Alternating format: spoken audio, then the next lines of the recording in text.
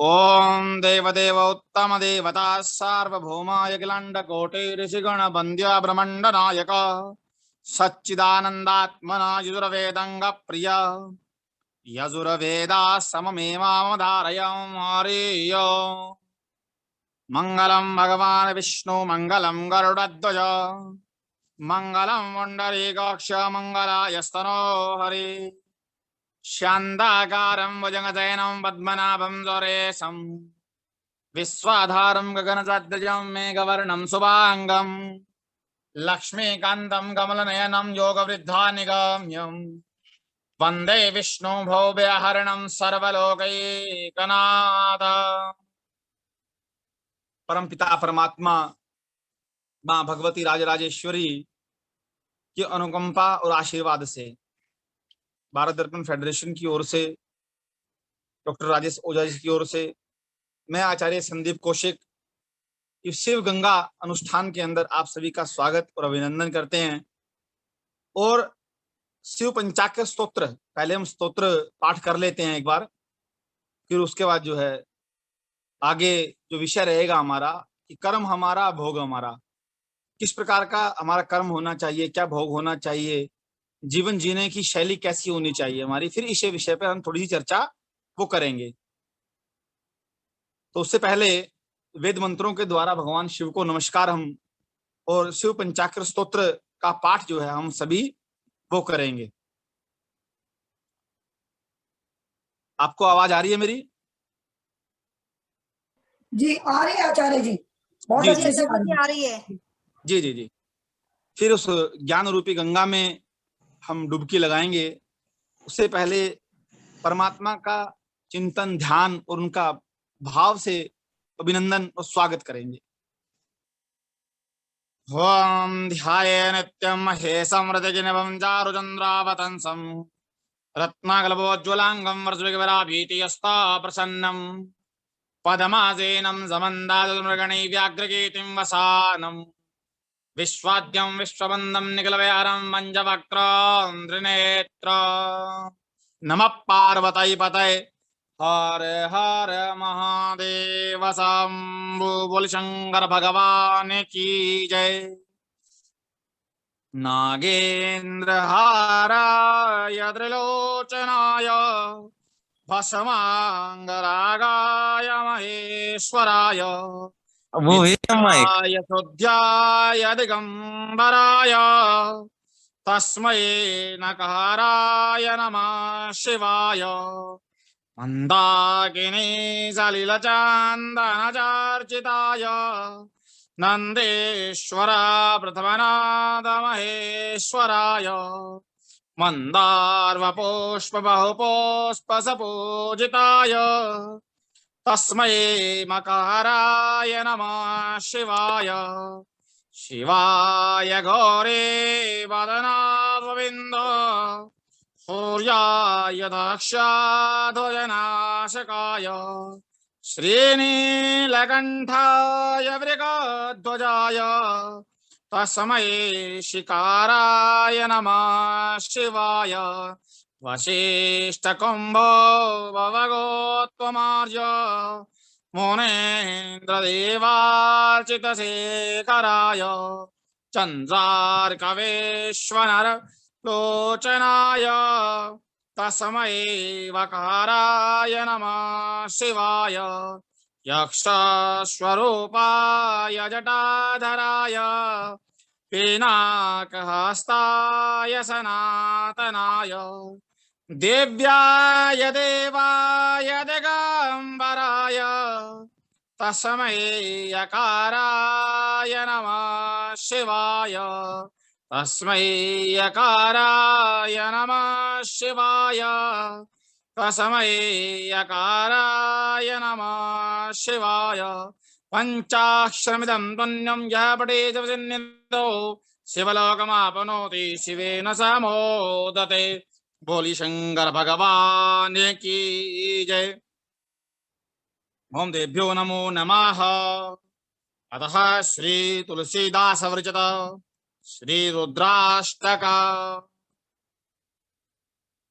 नमामि शमीशान निर्वाण रूपम विभुं व्यापकं ब्रह्म वेद स्वरूपम निजं निर्गुणं निर्विकल्पं निरेहं चिदाकाशमाकाशवासं भजेऽहं निराकारमोङ्कारमूलान्दोरेयं गिराज्ञानगोते तमीशं गिरीशं करालं महाकाल कालं ग्रीवालं गुणागार संसार पारं नतोऽहं तुषाराद्रिशङ्काश गौरं गंभीरं मनोभूतकोटे प्रभाश्री शरीरं स्फुरन्मौलिकल्लोलनीचारुगङ्गा लसद्वालबालेन्दुकण्ठे भुजङ्गा चलत्कौण्डलं रोसुनेत्रं विशालं प्रसन्नाननं नीलकण्ठं दयालं मृगादेशचर्मां वरं वण्डमालं प्रियं शङ्करं सर्वनादं भजामि प्रचण्डां मृगेष्टां मृगलाम्बरेशम् अखण्डां अजं भानुकोटिप्रकाशं त्र्यशूलनिरमूलनलमशूलपाणिं भजेऽहं भवानीं भक्तिभावगम्यं कलातीत कल्याण कल्पान्तकारी सदा सच्चिदानन्ददाता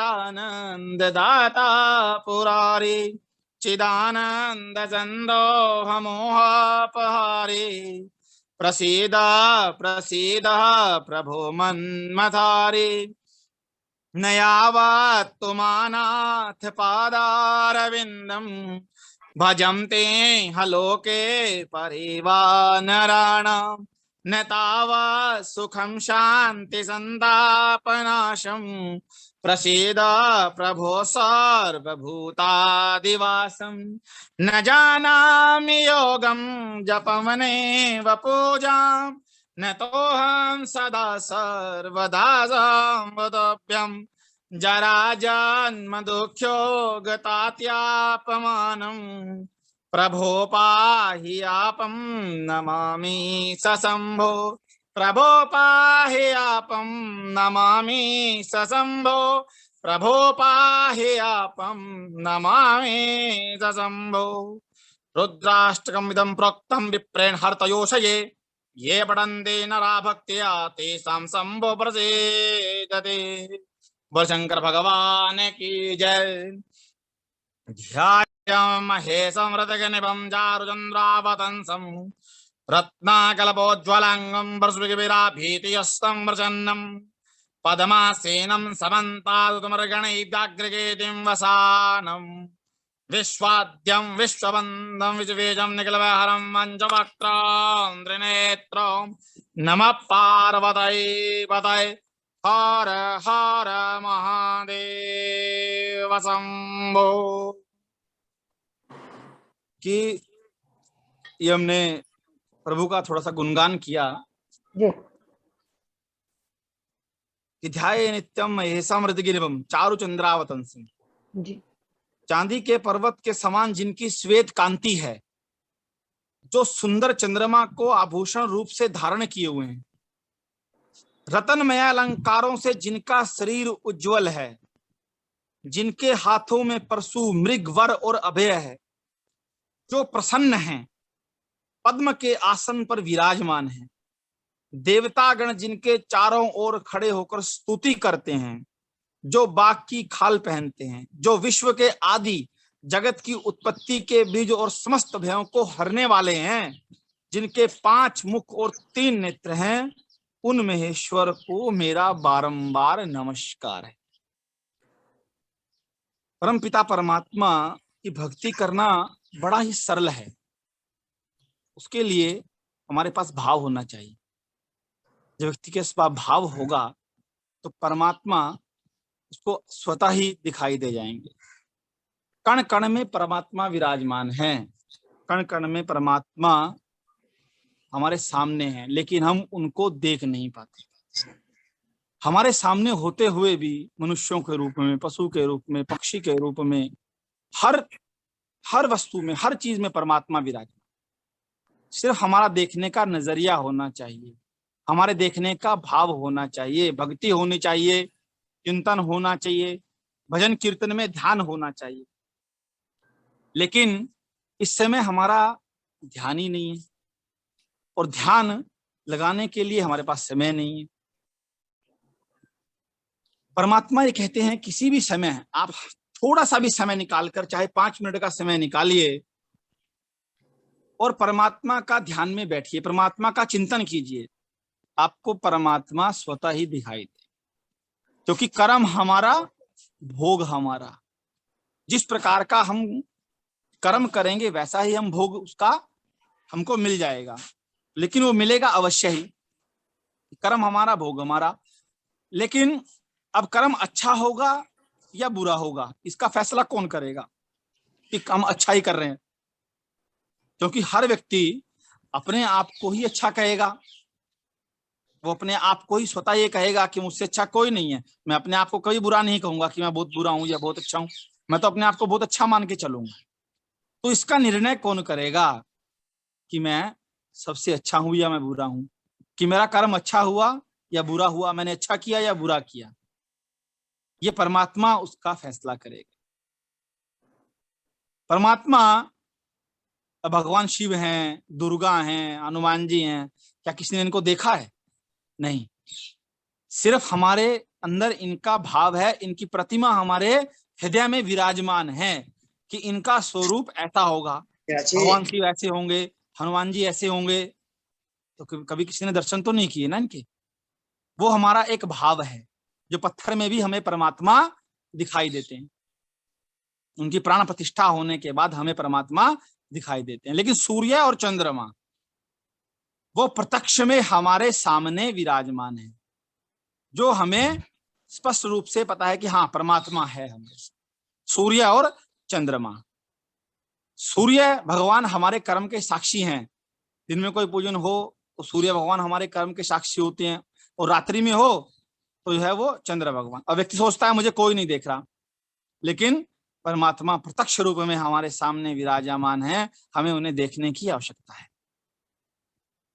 और सूर्य भगवान जब उदय होते हैं तब भी हमें पता होता है, उनकी जब गर्मी होती है, उनका तेज जब आता है तब वो भी हमें महसूस होता है, और जब चंद्रमा की शीतलता हमें महसूस होती है तो भी हमें पता लगता है। तो इसका मतलब क्या है कि परमात्मा हमारे सामने विराजमान है, परमात्मा हमें दिखाई दे रहे हैं, किसी न किसी रूप में दिखाई देते हैं परमात्मा।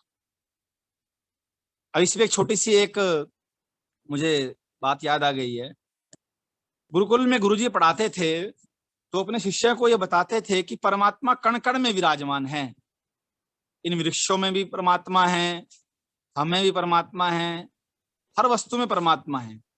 तो जब अपने शिष्यों को ये जानकारी देते थे, वो जब ये उसके ऊपर प्रवचन सुनाते थे गुरुदेव, तो एक शिष्य ने बिल्कुल ही इस बात को बांध लिया कि हर चीज में परमात्मा विराजमान। वो कहीं भी जाता, वृक्षों में भी परमात्मा को देखता, हर चीज में वो परमात्मा को ही देखने लग गया। एक दिन भिक्षा के लिए वो गांव में जा रहा था, तो रास्ते में आते हुए एक पागल हाथी आगे से आ रहा था। तो लोगों ने बड़ा कहा, जो उसके आसपास व्यक्ति खड़े थे उन्होंने उसको बहुत कहा कि बटुक जी यहाँ से हट जाइए, यहाँ से आप हट जाइए, आगे से पागल हाथी आ रहा है। लेकिन उसने क्या कहा कि मेरे गुरुजी ने मुझे ये कहा है कि कण कण में परमात्मा है, और परमात्मा किसी को क्षति कैसे पहुंचा सकता है, तो परमात्मा तो मेरा अनिष्ट नहीं करेगा। तो वो नहीं हटा वहां से, और पागल हाथी जैसे ही उसके पास में आया और उसको अपनी सूंड से नीचे गिरा के और उसके पांव के ऊपर अपना पांव रख के और चला गया। तो उसको बड़ा क्रोध हुआ कि अगर इसके अंदर परमात्मा था, इसके अंदर परमात्मा विराजमान थे, तो उन्होंने मुझे ऐसा कष्ट क्यों दिया? तो परमात्मा तो कभी अपने भक्तों को कष्ट नहीं देते, तो उन्होंने ऐसा कष्ट मुझे क्यों दिया? उसको 4 व्यक्तियों ने उठाया और गुरुजी के पास ले गए और गुरुजी के पास जैसे ही वो गया, उसने कहा, गुरुजी आपने तो कहा था कि कण कण में परमात्मा है और हर वस्तु में परमात्मा है, हर मनुष्य में परमात्मा है, जीव में परमात्मा है, लेकिन उस मदमस्त हाथी ने तो मेरा पांव ही तोड़ दिया, तो वहां उसके अंदर क्या परमात्मा नहीं था? तब गुरुजी ने उसको एक बहुत ही सुंदर बात कही। उसको आराम से बिठाया, उसको पानी पिलाया और उसको बिठा के गुरुजी ने कहा कि जब बेटा आप जा रहे थे तो क्या आसपास कोई व्यक्ति था आपके? उसने कहा, गुरुजी बहुत सारे व्यक्ति थे। तो क्या किसी ने कुछ कहा? जी हाँ, उन्होंने कहा कि बटुक जी, ब्राह्मण देवता हट जाइए, यहाँ से हट जाइए, ये मदमस्त मदमस्त जो हाथी आ रहा है ये आपको चोट पहुंचा सकता है। तो गुरुजी ने कहा, क्या आपने उनकी सुनी? कह रहे, नहीं, मुझे तो उसके अंदर परमात्मा दिखाई दे रहा था। तो गुरुजी ने बहुत सुंदर वाक्य में उसको जवाब दिया कि आपने एक परमात्मा को तो देख लिया जो सामने से आ रहा है, और जो आपके आसपास बहुत सारे परमात्मा विराजमान थे वो तो आपने नहीं देखा, उनकी तो आपने नहीं सुनी। अगर उनकी आप सुनते, इतने सारे परमात्माओं की सुनते, तो आपको कष्ट नहीं आता। तो गुरुजी कहने का तात्पर्य ये है कि हमारे पास हर व्यक्ति किसी न किसी रूप में विराजमान है, जो परमात्मा हमारे सामने हमेशा ही रहते हैं, लेकिन उसको हम देख नहीं पाते, हम उनका चिंतन नहीं कर पाते, हम भक्ति से उनको ये नहीं देख पाते कि क्या परमात्मा हमारे सामने विराजमान है या नहीं है। कई बार जीवन में ऐसी घटनाएं हमारे घट जाती हैं कि इस परमात्मा हमारे सामने होते हुए भी हम उस चीज को नहीं देख पाते। हम घर में भी देखते हैं, बच्चों में कई बार हम खुद क्रोधित हो जाते हैं, बच्चे क्रोध में आ जाते हैं, लेकिन वहां क्या है? अगर हम शांत रहेंगे, उनको प्यार से समझाएंगे। कई बार बच्चों को तो समझाना चलो आसान बात है, बड़ों को कैसे समझाएं? लेकिन बड़ों को भी भगवत में लिखा हुआ है, और हमारे गुरुजी बताते थे हमें, बड़ों के आगे झुक जाना और उन व्यक्तियों के सामने नतमस्तक हो जाना, वो अपने आप में अपना बड़प्पन है, और वो व्यक्ति अपने आप ही स्वतः झुक जाता है जो उस समय क्रोध में होगा। क्रोध वाले व्यक्ति के सामने हमेशा क्रोध मत कीजिए, उसके हाथ जोड़ लीजिए, बस वो अपने आप शांत हो जाएगा। तो परमात्मा वहां भी विराजमान हुआ ना, उस व्यक्ति के अंदर भी विराजमान हुआ, लेकिन समझने की आवश्यकता है। फिर जो विद्यार्थी इस समय देख रहे हैं कि हमारा कर्म हमारा भोग हमारा, वो विद्यार्थियों वाली चर्चा थोड़ी सी बाद में रहेगी। कर्म हमारा भोग हमारा। तो भगवान श्री कृष्ण यमुना जी में खड़े हुए हैं, और यमुना जी में खड़े होके कह रहे हैं कि तुम एक बार मेरे पास आओ तो सही, मैं तुम्हें अपने आप ही संभाल लूंगा, मेरे पास एक बार आप आइए तो सही। यमुना जी की धारा में मत बहो, मेरे पास आओ। धारा में अगर बह जाओगे तो बहते बहते बहुत बहुत दूर निकल जाओगे, और इस संसार रूपी सागर में हर व्यक्ति अब बहुत दूर निकल चुका है। कुछ ही व्यक्ति ऐसे हैं जो समय निकाल के परमात्मा का ध्यान और चिंतन करते हैं। आज हम यहाँ जितने व्यक्ति इस समय जुड़े हुए हैं और प्रभु का ध्यान कर रहे हैं, ये साक्षी कसाना जी के द्वारा और डॉक्टर राजेश ओझा जी के द्वारा। तो परमात्मा किसी न किसी को माध्यम बनाते हैं, ये नहीं है ये करवा रहे हैं, ऐसा बिल्कुल नहीं है, क्योंकि करवाने वाला कौन है? वो परमात्मा है। ये एक माध्यम है, और इनके माध्यम से हम लोग इनसे जुड़े हैं। इन्होंने हमें जोड़ा है, परमात्मा ने इनको आशीर्वाद दिया है कि ये आगे सब व्यक्तियों को जोड़े। तो भगवान श्री कृष्ण यमुना जी में खड़े होके ये कह रहे हैं कि धारा में मत बहो, धारा में बह जाओगे तो बहुत दूर चले जाओ। धारा को उल्टा कर दो, और जब धारा को आप उल्टा कर दोगे तो राधा राधा राधा करते हुए आप मेरे पास आ जाओगे, और जो मेरे पास आ जाएगा उसका मोक्ष निश्चित ही हो जाएगा, उसको कभी किसी चीज की आवश्यकता नहीं होगी। परमात्मा का आशीर्वाद उसको स्वतः अपने आप मिल जाएगा, लेकिन एक बार प्रयास तो करो, आप प्रयास तो कीजिए, भक्ति से भाव से कर्म तो कीजिए। कर्म हमारा जिस प्रकार रहेगा, आप कर्म करके हमारे पास तो आइए। और राधा राधा की राधा सने ही दो प्राणिक देही, राधा कृष्ण सने ही दो प्राणिक देही। तो ये अपने आप में परमात्मा हमारे सामने तो है। अब जैसे मेरे सामने भगवान शिव इस समय है, पार्थिव शिव जो है वो इस समय विराजमान है। जब इनमें, वैसे तो यह चांदी के बने हुए हैं, पार्थिव है और पारे के बने हुए हैं, लेकिन इनमें हम स्वरूप किसका देख रहे हैं? वो परमात्मा का देख रहे हैं। इनके ऊपर सर्प देवता बैठे हुए हैं। अब सर्प देवता है तो चांदी के ही बने हुए हैं, लेकिन हमारा भाव इतना है कि हमने इनमें साक्षात सर्प के दर्शन हमें हो जाएंगे अगर हम करना चाहते हैं। तो बच्चे जितने इस समय अगर सुन रहे हो तो अपने बच्चों को संस्कार भी आप कैसे दें, क्योंकि हम संस्कारों से विमुख हो चुके हैं। इस समय हमने बाहरी सभ्यताओं को इतना अपना लिया है कि सनातन संस्कृति को बिल्कुल भूल चुके हैं हम लोग। संध्या वंदन कोई नहीं करता, भजन कीर्तन कोई नहीं करता। सिर्फ 2 मिनट 10 मिनट के लिए हम यहाँ बैठे हैं, जब तक हम परमात्मा को भज रहे हैं आधा घंटा 1 घंटा, उसके बाद सब भूल जाएंगे, सब अपने अपने कार्यों में व्यस्त हो जाएंगे। लेकिन संस्कार बच्चों को देगा कौन? माता पिता। माता पिता बच्चों को अगर सुबह उठकर कि बच्चों को कहेंगे कि सबके पांव छुओ तो वो छुएंगे, पृथ्वी को नमस्कार करो वो करेंगे। तो जैसा संस्कार हम उनको देंगे वैसा ही वो बन जाएंगे। और आजकल हाँ, सब बच्चों को गाने जरूर याद होंगे, हर तरीके का गाना बच्चे को याद रहता है, हर फिल्म का नाम रहेगा, हर स्टार का नाम याद रहेगा, हर फिल्म वालों का नाम याद रहेगा उनको। लेकिन अगर उनसे पूछ लो राम लक्ष्मण कितने भाई हैं, वो नहीं बता पाएंगे, उनके नाम क्या है नहीं बता पाएंगे।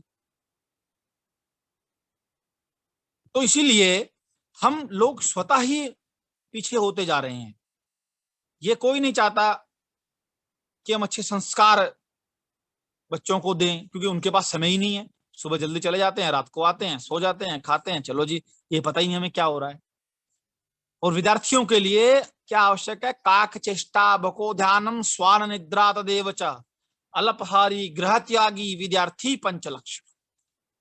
काक चेष्टा, काक चेष्टा कौवे के समान चेष्टा होनी चाहिए। बको ध्यानम, बगुले के समान ध्यान होना चाहिए। काक चेष्टा भको ध्यानम स्वान निद्रा तदेव च। जैसे एक कुत्ते की निद्रा होती है, जैसे पास से कोई निकलता है और एकदम वो उड़ जाता है, वैसी निद्रा हमारी व्यक्ति जो है सीखने वाले की होनी चाहिए, विद्यार्थियों की होनी चाहिए। और हम सब सीख ही रहे हैं, हमारे सबके लिए भी है। काक चेष्टा भको ध्यानम स्वान निद्रा तदेव च अल्पहारी गृह त्यागी। अल्पहारी, कम खाना चाहिए व्यक्ति को, क्योंकि ज्यादा अन्न खाने से भी बुद्धि नास्तिक हो जाती है। जितना कम व्यक्ति अल्पहार करेगा, जितना कम खाएगा, उतना ही बुद्धि का विकास होगा। अल्पहारी ग्रह त्यागी, और ग्रह से, गृहस्थ से जितने जो है वो प्रेम कर लिया, वो कभी व्यक्ति कामयाब नहीं हो सकता। विद्यार्थियों के लिए पहले गुरुकुल होते थे, जैसे अभी बोर्डिंग स्कूल भी हैं। तो ये अल्पहारी ग्रह त्याग, तो ग्रह को त्यागने वाले वो व्यक्ति हमेशा ही कामयाब हो जाते हैं। फिर माता पिता को ये चाहिए कि बच्चे को संस्कार किस प्रकार, श्रीमद् भागवत में कहा गया है 5 वर्ष तक आप बच्चे को बिल्कुल प्यार दीजिए, चाहे वो कुछ भी कर रहा है छोड़ दीजिए उसको। 5 वर्ष से 10 वर्ष तक आप उसको प्यार से समझाइए, बिल्कुल प्यार से कि ये ऐसा नहीं होना चाहिए, ऐसा ये कार्य आप कर रहे हो अच्छा नहीं है, ये आपके लिए बुरा है, तो आप उसको वो समझाइए। फिर उसके बाद 10 साल से 15 साल तक के बच्चे को आप खूब डांटिए, अगर उसको मारना पीटना भी पड़े तब भी मार पीटिए। और 15 साल के बाद उसको अपना मित्र बना लीजिए। जब हम मित्र उसको बना लेंगे 15 साल के बाद, तो बच्चा कभी गलत संगति में नहीं जाएगा। और उसको परमात्मा के विषय में भी हमेशा बताते रहिए। आप जब उसको बताएंगे तो बच्चा अपने आप ही संस्कारी होगा। आने वाली जनरेशन जो होगी उसको हम अगर तैयार करते हैं, तभी जाकर हमारा सनातन संस्कृति और परमात्मा का नाम जो है वो रह पाए। क्योंकि अब इसमें क्या हो रहा है, विज्ञान का युग हो रहा है, बच्चे जैसे पढ़ाई देख रहे हैं, उसमें क्या है, अरे नहीं, क्या रुद्राभिषेक करने से ऐसा होता है, अरे नहीं नहीं नहीं, क्यों दूध वेस्ट कर रहे हो, ये नहीं नहीं, ऐसा इतना सामान लगाने से क्या होगा, कुछ नहीं होगा, 5 मिनट पूजा में लगाओ उससे बहुत होगा, क्यों ये आडंबर कर रहे हैं। बहुत सारी मेरी जानकारी में भी हैं जो ऐसे बच्चे हैं जो परमात्मा का दूर से ही सिर्फ नाम भी लेना नहीं चाहते। तो वो क्या है, वो संस्कार ही ऐसे हो चुके हैं हमारे। जैसा बीज हम बोएंगे वही हम काटना प्रारंभ करेंगे। कि रचाया सृष्टि को जिस प्रभु ने, तो जिस सृष्टि को प्रभु ने रचाया है, जो बीज हमने पहले लगाए वही हम आज काट रहे हैं। तो सभी परमात्मा, लोग अपनी अपनी वीडियो ऑन कर लें, अगर हो तो अच्छा सा नहीं लग रहा है, दो चार ही दिख रहे हैं बस, शक्ल तो दिखनी चाहिए ना सुंदर से सभी और की। हाँ जी। और भगवत चिंतन और परमात्मा का चिंतन कि सहस्त्र से रिका पुरुका सहस्त्राक्ष सहस्त्रपात स भूमि गंग सर्वता सपृत्वा ततिष्ठ दशांगुलम। ये क्या है कि समस्त सृष्टि से व्याप्त परमात्मा के हजारों सिर हैं। जो परमात्मा है उनके हजारों सिर हैं, हजारों आंखें हैं, सहस्त्रों पैर हैं उनके। इस प्रकार अनंत सिर हैं, नेत्र, पैर एवं इंद्रियों से मिलकर वह परमात्मा देह में नाभि से 10 उंगल ऊपर जाकर सभी जीवों के हृदय में विराजमान हैं।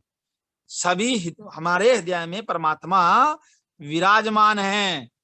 लेकिन कि पुरुखा ए वेदगं सर्वं यद्भूतं यच्छवाव्यम उता मृतव से सानो जदन्नेनातिरोहति। ये क्या है कि इस जगत में वर्तमान, भूत, भविष्य में जो कुछ भी होने वाला है वो वह विराट पुरुष ही जान पाता है। हम कुछ नहीं जान पाते। हमारे हाथ में तो क्या है, कुछ भी नहीं है। हमारे हाथ में कुछ भी नहीं है। और प्रत्येक कल्प में जीवधारी होकर उसी के अंश के रूप में हम रहते हैं। यहाँ हम तो जीवधारी हैं, यहाँ कुछ समय के लिए किराएदार हैं। कोई रजिस्ट्री थोड़ी करवा के आए हैं हम यहाँ कि आगे हमारे बच्चे वो आगे उससे आगे चलता रहेगा। हम तो यहाँ किराएदार हैं और किराएदार के रूप में ही यहाँ विराजमान हैं। और लेकिन हमारी तृष्णा जो इतनी है, वो तृष्णा हमारी कभी जो है वो भर नहीं पाती। हम कितना ही कमा लें, कितना ही हमारे पास, देखिए लंगड़ा सोचता है मैं चल पड़ूं,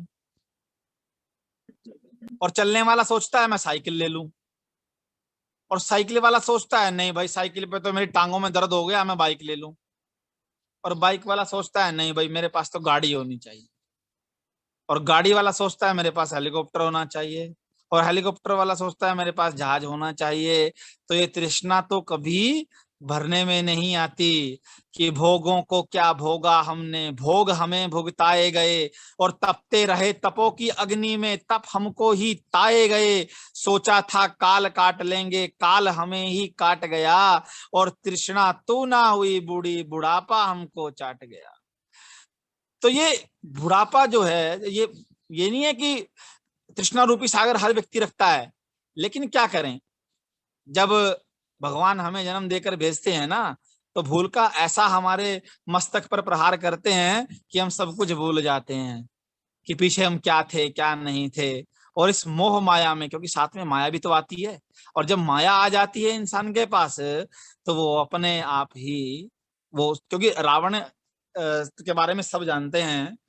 जिस समय युद्ध हो रहा था तो लास्ट में मंदोदरी ने कहा कि आप ना श्री राम की शरण में चले जाइए, और श्री राम जी की शरण में जब आप चले जाएंगे ना तो आपको वो क्षमा कर देंगे और युद्ध विराम हो जाएगा।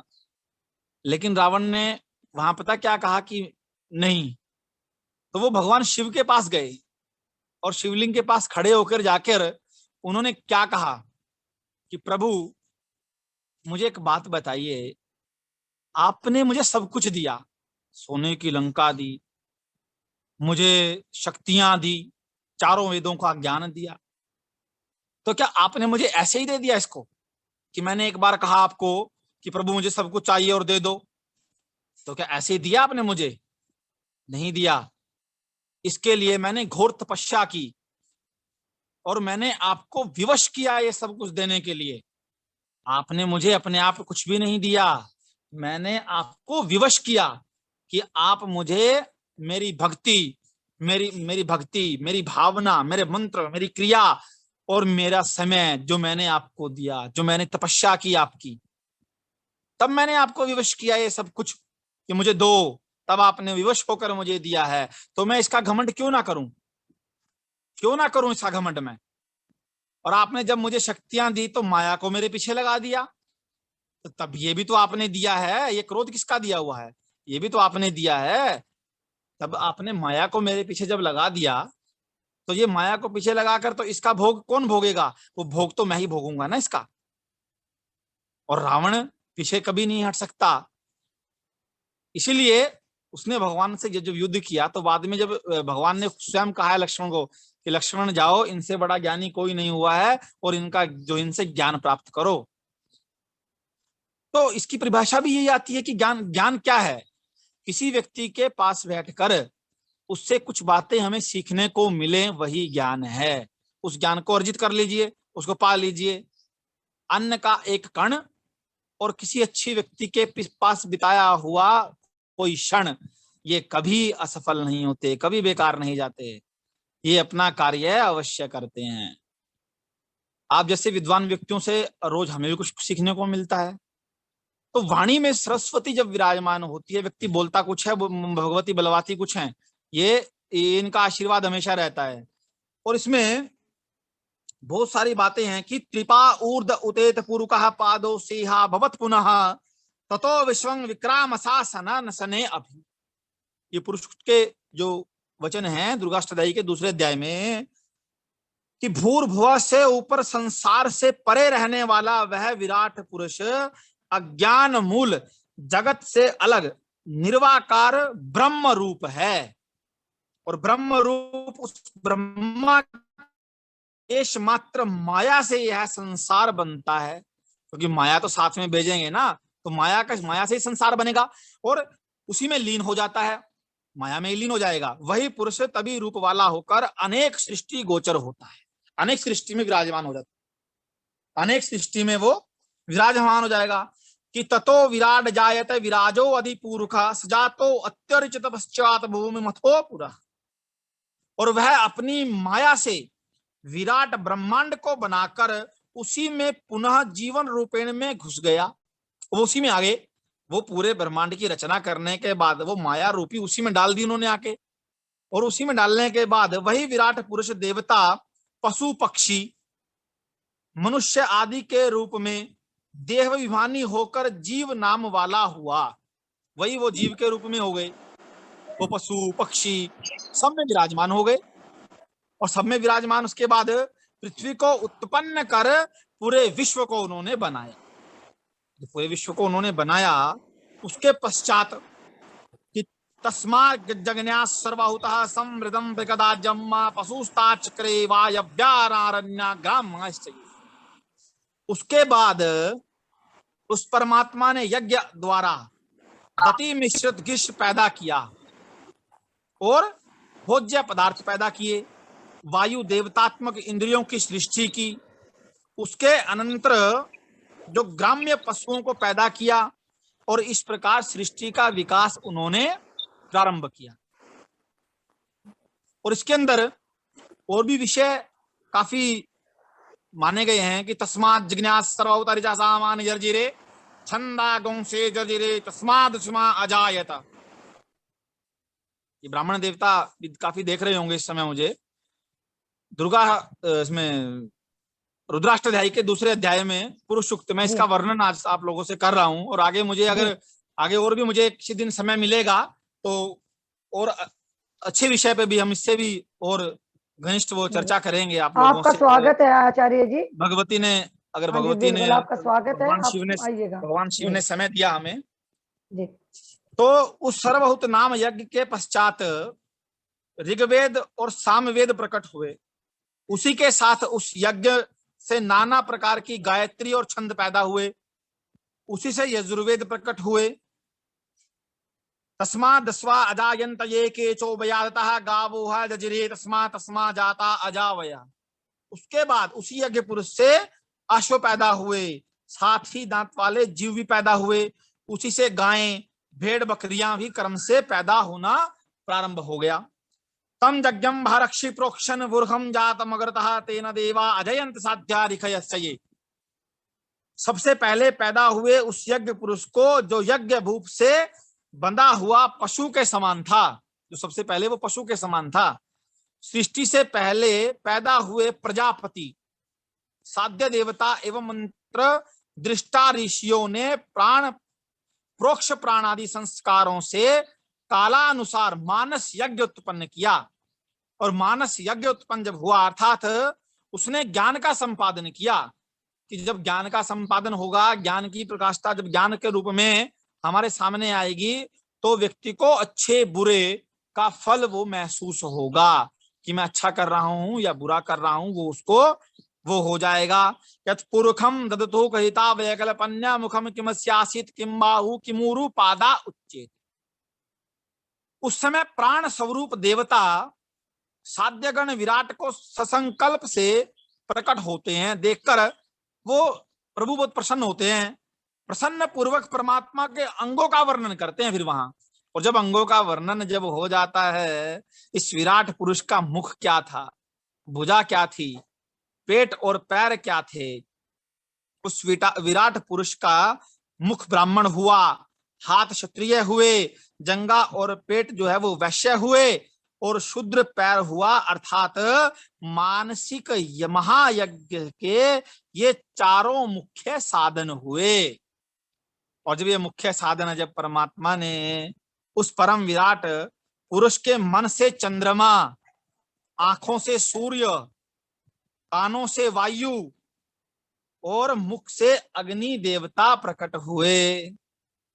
ये परमात्मा का वर्णन है कि परमात्मा इस अनंत ज्ञान में ये प्रभु का साकार रूप है, एक निराकार रूप है। ओम एक बिंदु में भी है, ओम पूरे ब्रह्मांड में भी है। ओम हिता सर्वदेवा उत्पत्ति कारका।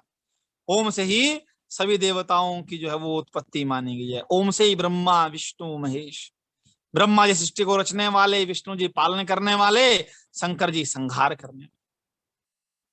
तो परमात्मा ने फिर उस समय विराट परमात्मा की नाभि से आकाश पैदा हुए, सिर से भूलोक, स्वर, कानों से दिशाएं और पैरों से पृथ्वी उत्पन्न हुई। पैरों से जो है वो पृथ्वी उत्पन्न हुई। तो सृष्टि काल में सबसे पहले जब देवताओं का शरीर उत्पन्न हो गया, तब परमात्मा ने ब्रह्म द्रव्यों के अभाव में मानसिक यज्ञ की कल्पना करके हवि द्वारा मानसिक यज्ञ में और उस यज्ञ घृत वसंत ऋतु समिधाएं, ग्रीष्म ऋतु हव्य पदार्थ, शरद ऋतु माने गए। मानसिक यज्ञ से गायत्री, संतो, छंदादि परिधि के रूप में थे। तो परमात्मा क्या है, अलग अलग रसातल, भूतल, रस को धारण किए हुए सूर्य उगता है, रस को धारण किए हुए सूर्य उगता है। और सर्वप्रथम जो प्रेम है वो रस कहलाया। जब सुबह उठते हैं तो सूर्य की किरणें हमारे ऊपर साक्षात जो है वो हमें दिखाई देती हैं। तो इसमें क्या है, हमारा कर्म देव उत्पन्न जब हो गया, कर्म देव सच्चा जो सृष्टिकर्ता होने से सृष्टि के आदि में उत्पन्न हुए, और मानव सृष्टि से पूर्व ही सूर्य देवता उत्पन्न हुए।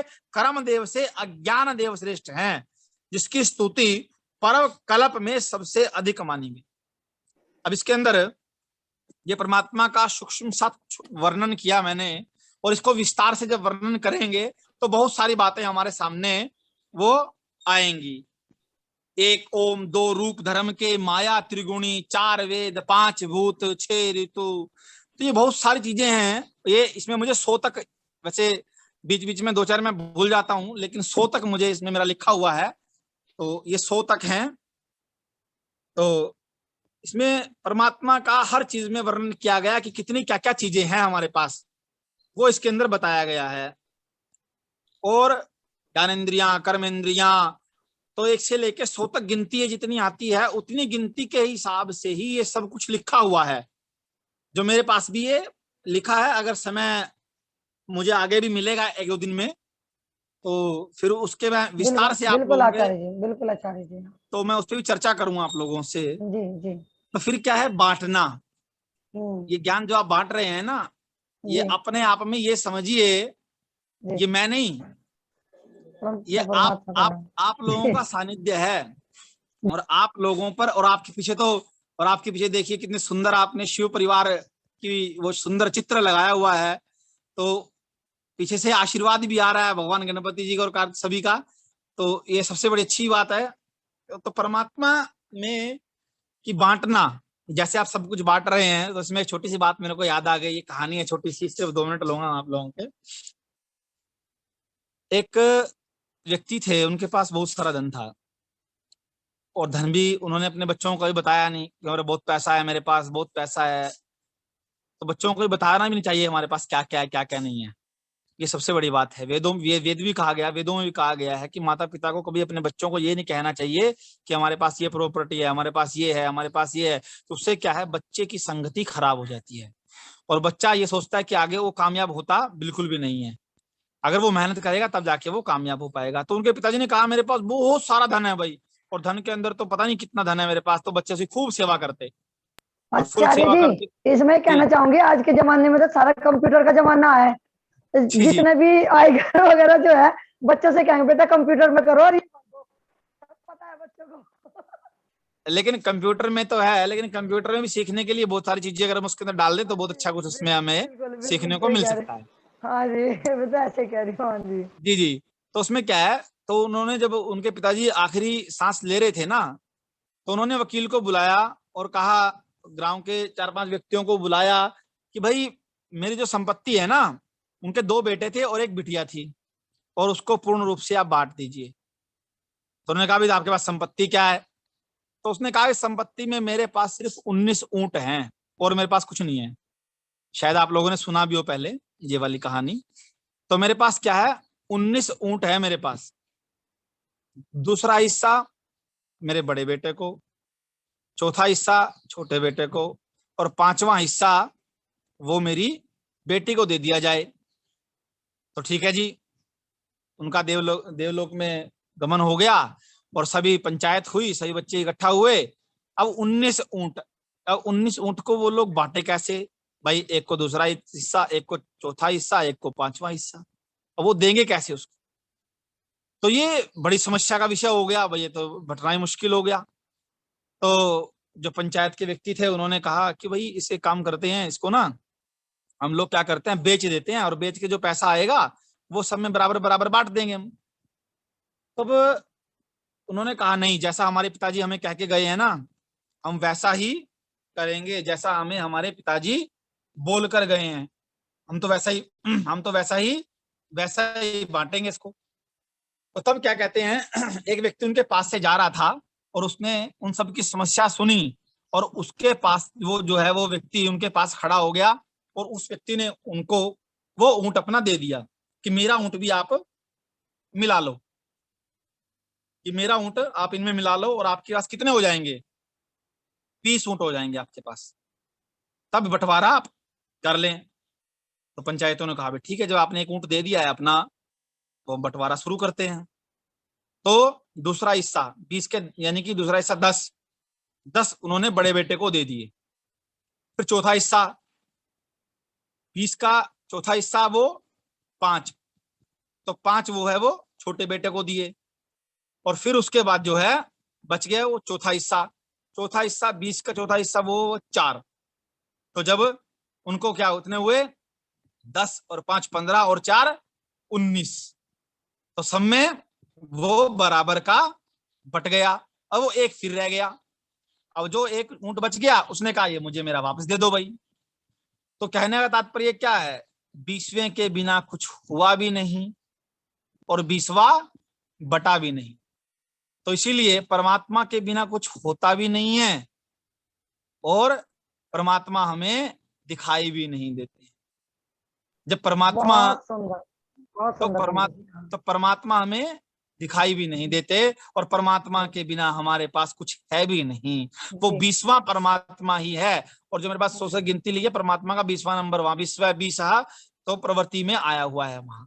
तो इसीलिए वेद ये हमें ये वेद सिखाता है, परमात्मा हमें ये सिखाता है कि भाव से, भक्ति से, क्रिया से किया हुआ कोई भी कार्य कभी निष्फल नहीं हो पाता। हम सिर्फ माध्यम बने हुए हैं, हम कुछ नहीं करने वाले, ना आप कुछ करने वाले, ना मैं कुछ करने वाला। ये परमात्मा ही सबको मिलाने वाला है। कौन व्यक्ति कहाँ का कहाँ आके कहाँ मिल गया, ये किसी को पता ही नहीं।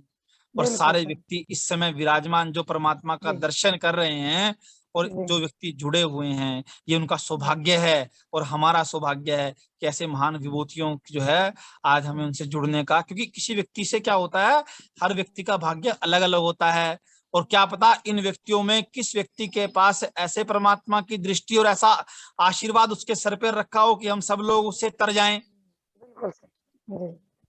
ऐसा हो सकता है कि जी कोई बिल्कुल। ऐसा व्यक्ति हमारे सामने विराजमान हो, हमारे साथ ऐसा व्यक्ति जुड़ा है जिसके ही उसके सानिध्य से हम लोग यहाँ जुड़े हुए हैं। बिल्कुल। तो इसीलिए परमात्मा हमेशा हमारे सामने विराजमान है और मैं माँ भगवती से यही प्रार्थना करूंगा कि पूरे समाज में आनंद रहे, सुख रहे, पूरा विश्व इस वैश्विक महामारी से निजात मिले, जितने व्यक्ति ग्रसित हैं वो जल्दी से जल्दी स्वस्थ हो जाएं। भगवान शिव निरोग्यता देने वाले हैं, आयु देने वाले हैं और इनका आशीर्वाद जो सबको मिल जाए। और श्रावण मास में मैं हमेशा ये प्रार्थना करता हूँ कि प्रभु देखिए जो निश्चित है उसको कोई काट नहीं सकता, वो होगा। लेकिन अब व्यक्ति कई बार इसमें छोटा सा प्रश्न आ गया, व्यक्ति कहते हैं पंडित जी ये कार्य करवा लें तो क्या गारंटी है? तो गारंटी क्या है भाई, मैं उनसे व्यक्ति से ये बात पूछता हूँ, जब आप लोगों में श्रद्धा ही नहीं है तो गारंटी क्या करेगी? वहां श्रद्धा रखो तो गारंटी अगर श्रद्धा है तो मैं गारंटी लेता हूँ कार्य की। आपकी श्रद्धा ही नहीं है, पहले आप डॉक्टर के पास जाते हैं, पहले ही 2 लाख रुपए जमा करवाता है और एक कागज पे लिखवा लेता है अगर कुछ हो गया ना जी तो हमारी जिम्मेदारी नहीं है। और कोई रिपोर्ट करवाते हैं ना, टेस्ट की रिपोर्ट करवाते हैं, नीचे लिखा होता है लाइन में कि हो सकता है रिपोर्ट सही ना है आपकी, और तब भी आपसे पैसे ले लेते हैं और तब भी करवाते हैं हम लोग।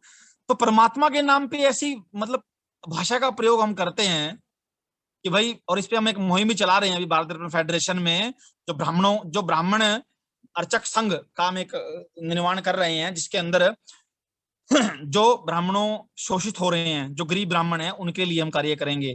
जो गरीब ब्राह्मण हैं, जो मंदिरों में गरीब ब्राह्मण हैं जिनका शोषण होता है, उन ब्राह्मणों के लिए हम कार्य करेंगे कि उन ब्राह्मणों के लिए विषय में हम उनको बताएंगे कि ब्राह्मणों को ऐसा शोषित क्यों कर रहे हैं लोग, क्योंकि हजारों लाखों रुपए की दारू और मदिरा पी जाते हैं लोग शादियों में, और ब्राह्मणों कहते हैं लूटने के लिए हमारे पास आ गया है। तो भाई तो किसी दूसरे व्यक्ति से शादी करवा के दिखाओ, हम मान जाएंगे। हलवाई शादी करवा देगा?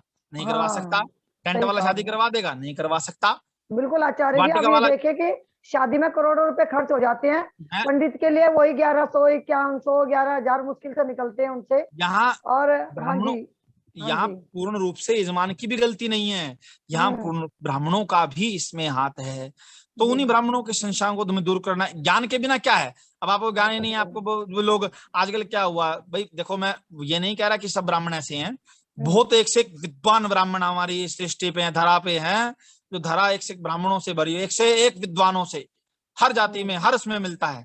तो इसीलिए किसी को कम नहीं आंकना, लेकिन अपना स्वाभिमान गिरा के जब हम कार्य शुरू कर देंगे तो वहां अपने आप ही हम अपने कर रहे हैं। तो इसीलिए इस पे भी हमने कुछ विचार किया है, तो वो कार्य आगे करेंगे। तो अभी मैंने आपसे आधे घंटे का समय लिया था, तो 1 घंटा आपने कहा था कि माता रानी भगवान शिव अपने आप ही अपना कार्य करवाएंगे। कहा था ना मैंने आचार्य जी आपसे, मगर भगवान शिव और माता रानी अपने आप करवा देंगे, आप चिंता ना करें। तो 1 घंटा आपने पहले ही कहा था कि करवा देंगे प्रभु, तो करवा ही दिया। देखो जी करवा दिया ना। हाँ, यही चमत्कार है यहाँ का। अभी आप समय आगे दीजिएगा तो संगीत में आपको सुनाएंगे मंत्रों का सारा जो है, और भजन, उसमें 1-2 भजन संध्या रखेंगे, 1 दिन के लिए भजन सुनाएंगे आप लोगों को, बढ़िया 2-4 भजन रखेंगे उसके अंदर। तो किसी दिन ऐसा करें आचार्य जी, किसी दिन शाम को रख ले 9 बजे या ऐसे करके 8 बजे, ऐसा या इसी समय जब भी आप यही समय रख सकते हैं। कल तो सोमवार था ना, तो सोमवार के लिए मैंने आपको इसलिए थोड़ा सा कहा था कि सोमवार का दिन थोड़ा सा रुद्राभिषेक वगैरह होता है थोड़ा सा, इसलिए। तो मेरे साथ में आचार्य मेरे साथ में आचार्य रजत कौशिक जी रहेंगे, जो भजन बड़ा सुंदर भजन जो भगवान शिव के करवाते हैं, तो वो 1 दिन वो रखेंगे। शुक्रवार को कर ले आचार्य जी, शुक्रवार को कर ले फिर। हाँ, कोई बात नहीं, आप जो समय देंगे। सोमवार का थोड़ा सा और नाग पंचमी का थोड़ा सा ध्यान रखें, बाकी तो सिर्फ जो है जब मर्जी आपको कहें। शुक्रवार को तो नाग पंचमी तो नहीं है, तो नाग पंचमी का थोड़ा सा ध्यान रखें आप, क्योंकि उस समय बिल्कुल ना तो थोड़ा सा रहता है। बाकी जब मर्जी, चाहे आप डेली बोलते डेली भी कर देंगे, कोई दिक्कत नहीं है हमें तो। बिल्कुल बिल्कुल, बहुत सुंदर आचार्य जी, आपने इतना समय दिया, इतनी अच्छी अरे नहीं, चीजें समय, बताई। ये हाँ जी मेरा बिल्कुल। सौभाग्य है, ये मेरा हाँ जी सौभाग्य है जो ऐसे यज्ञ के अंदर मुझे भी एक आहुति डालने का जी समय मिला। बिल्कुल। नहीं तो व्यस्त तो रहते ही हैं, व्यस्त तो रहते हाँ ही जी हैं, ये समय जो है वो अपने लिए निकाला, ये बहुत जी बड़ी जी बात है। और ये भी जी बिल्कुल, महर्षियों बहुत का जो सुंदर। और प्रकाशन आप है। जो ये कार्य कर रहे हैं ना ब्राह्मणों के लिए, ये जब हम भी, जब लॉकडाउन चला था, जो गरीब व्यक्ति है वो तो लाइन में भी जाके खड़ा हो गया, किसी का दिया हुआ भी ले हाँ, लिया, लेकिन ब्राह्मण बेचारे कहाँ हो, ब्राह्मण जो है ना, वो उनके लिए बड़ी दुविधा का समय हुआ। ना तो उनके पास बीपीएल कार्ड है, ना तो वो लाइन में लग सकते हैं, उनके लिए बड़ा दुविधा का वो रहा। हमने भी एक बार इसके बारे में सोचा था, सुना था, फिर आचार्य जी ने शायद कुछ इनको पार्टी वार्टी वालों को कह के जब कुछ करवाया यहाँ पे, जी जी, आचार्य नहीं, शिव डॉक्टर साधिका राजेश जी के, ओझा जी ने। हमारे अच्छा, भारत आपने रत्न भी फेडरे जी जी, भारत रत्न फेडरेशन में शिव साधिका जी के द्वारा जी ये पूरा जो नारी शक्ति के लिए भी कर रहे हैं, जैसे आपने देखा भी जी होगा, नारी शक्ति जी के जी लिए भी इसके अंदर बिल्कुल है। और हर बिल्कुल तरीके से इसके अंदर कार्य कर रहे हैं जो पूर्णतः निःशुल्क हैं। उसके अंदर जी कोई बिल्कुल पैसा नहीं है, ना किसी ब्राह्मण से, ना किसी जी व्यक्तियों से, कुछ भी जी हम एक भी रुपया उनसे नहीं ले नहीं रहे हैं, क्योंकि बिल्कुल निस्वार्थ भाव ही हमारे जीवन का लक्ष्य है। जी निस्वार्थ भाव से ही कार्य करना, वो हमें उन्होंने भी कहा है, और पूर्ण रूप से हम उनके साथ में हैं। तो आगे भी जो भी कार्य आचार्य, रहेगा, आप हाँ हमें जी, उसमें जोड़ सकते बहुत हैं, सुंदर तो आचार्य जी, कोई भी आपको नहीं। बहुत बहुत शुभकामनाएं, आप अपने जी कार्य में जी सफल हो। और जी जी। अभी 6 बज गए हैं, तो थोड़ा सा 2 लाइन बस वो सुर में जो सुनाते ना आप करें, फिर हम इसी आनंद के साथ समापन करेंगे। बिल्कुल फालतू कोई चर्चा नहीं करेंगे और आज। हाँ और जी, मैं आप जो कह समझता रहे हूँ, थे ना, आप संगीत जो करते हो ना, थोड़ा सा 2 या 4 लाइनें सुना दीजिए, हम फिर इसको उसी आनंद के साथ बाइंड अप करेंगे इसको, और कल फिर मंत्रों, दोबारा मिलेंगे। अच्छा मंत्र सुनाए, जो भी आप कह रहे हैं ना, संगीत में जो आप सुनाते हैं, जो भी है संगीत, 4 लाइनें 2 मिनट के संगीत लिए सुना दीजिए। हाँ संगीत जी में तो ऐसा बिल्कुल। है ना, हाँ जी, संगीत में जो है अभी, चलो मैं एक बार दो लिंगाष्टकम सुना दीजिए, आप लिंगाष्टकम कर ये, दीजिए। जी, लिंगाष्टकम तो 2 मिनट का है, वो कर दीजिए।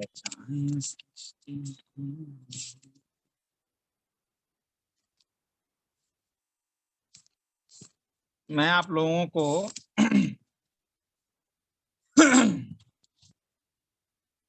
विश्वनाथ अष्टकम सुनाता हूं आज आप लोगों को, थोड़ा सा ना, मैं ये 2 मिनट का लेके आपको। गंगा तरंग रमणीय जटा कलापम घोरे निरंतर विभूषित वाम भागम नारायणं यमनं मदसंहारं वाराणसी पुरपतिं भज विश्वनाथं वाचामगोचरमने गुणस्वरूपं वागीश विष्णु सुरसेवितापादपीठम् वामेन विग्रहे वरणे गलत्रावन्दं वाराणसी पुरपतिं भज विश्वनाथं भूतादिप भुजगभूषणभूषिताङ्गं व्याघ्राजिनं वदरं जटिलां त्रिनेत्रं पाजाङ्गुजां भयवरद शूलपाणे वाराणसी पुरपतिं भज विश्वनाथ आत्मा त्वं गिरिजामते सहचरा प्राणाशरीराङ्गृह पूजाते विजय बभोगरचना निद्रा समाधिस्थिता संचारावदय प्रदिग्धनविधे स्तोत्राणि सर्वो गिरो यद्यत्कर्म करोमि तद्धय किल सम्भूतवाराधना रत्नैकल्पितमानसं हिमजले स्नानं च देव्याम्बरा नानारत्नविभूषितं मृगमदा मोदाङ्गिताञ्चन्दन जाति चम्बकविल्वपत्ररचितं पुष्पं च धूपं तथा दीपां देवादयानि दे पशुपते तत्कल्पितां हृदा करचरणकृतं वा कायजं कर्मजं वा श्रवणनयनजं वा मानजं वा परादं विहितं वा प्रोमेतु अक्ष्वं। जय जय करुणाब्दे श्री महादेव शंभु बोलशंकर भगवान की जय। शिव शिव भगवान शिव हमेशा अपनी कृपा आप लोगों पर बनाए रखें जी। और बहुत बहुत साधुवाद, धन्यवाद। बहुत धन्यवाद आचार्य जी, आपके चरणों में कोटि कोटि नमन। और आप सभी नमस्कार करें, आचार्य जी का आशीर्वाद ले। अपने आप को चाहे अनम्यूट कर सकते हैं। बहुत सुंदर जी, बहुत सुंदर आचार्य जी, इतने अच्छे से आपने पूरे हमें बताया है जीवन जीने का, शास्त्रों का, और पाठ भी किया। और आप पर भी माँ सरस्वती की कृपा से बनी रहे और आप सभी का ऐसे कल्याण करते रहे। आप सभी को मैं यही प्रार्थना करता हूँ, आप सभी को अच्छा लगा होगा भाई, जैसा भी बोला, जैसा भी मुझे बोलना है यार, तो आप लोगों को आनंद आ गया, आनंद आ गया। बहुत सुंदर। साक्षी जी धन्यवाद बहुत बहुत आपका। नहीं जी, मेरा नहीं, परमात्मा का और हमारे आचार्य जी का जो रोजाना आचार्य जी को भी नमस्कार, आपको भी नमस्कार। जी बिल्कुल जी, बहुत बहुत धन्यवाद। बहुत सुंदर जी आचार्य जी, आपको नमन। बस जी, आप सभी को कोई कुछ पूछना तो नहीं है? हम सभी आनंद के साथ जो है आज सोमवार का व्रत भी रखी होंगी बहनें, सभी लोग अपने अपने जो है जाकर व्रत खोलें, समय हो गया व्रत खोलने का। और जी, ओम सर्वे भवन्तु सुखिनः, सर्वे सन्तु निरामया, सर्वे भद्राणि पश्यन्तु, मा कश्चित् दुर्भाग् भवेत्। त्वमेव माता च पिता त्वमेव, त्वमेव बन्धो च सखा त्वमेव विद्या द्रविणं त्वमेव, त्वमेव सर्वं मम देव देव। हर हर हर महादेव। जकरा शेरवाली का बोल सच्चे दरबार की जय। सभी सुखी रहे, स्वस्थ रहे, संपन्न रहे।